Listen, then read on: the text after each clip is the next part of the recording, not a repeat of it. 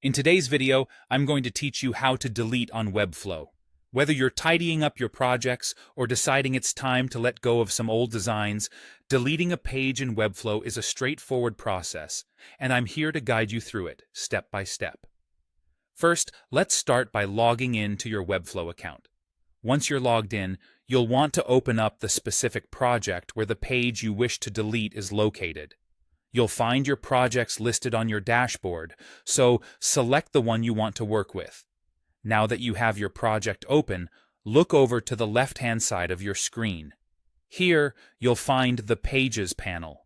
Click on it to see a list of all the pages associated with your project. This panel is essentially your navigation list, displaying every page you've created within this specific project.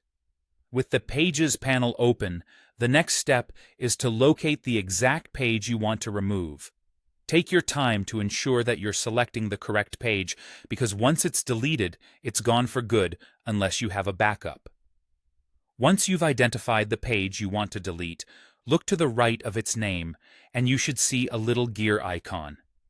This is your Settings tab for that particular page. Click on the gear icon to open up the page settings. Here, you'll see various options related to the page configuration, but for today, we're focused on the Delete option. Now, if you scroll down in the Settings menu, you'll find the Delete button. Go ahead and click on it.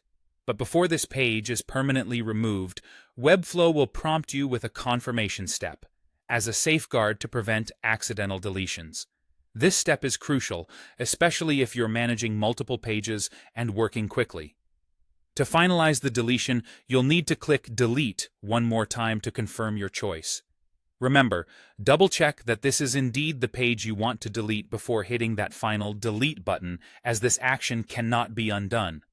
And that's it. You've successfully deleted a page in Webflow.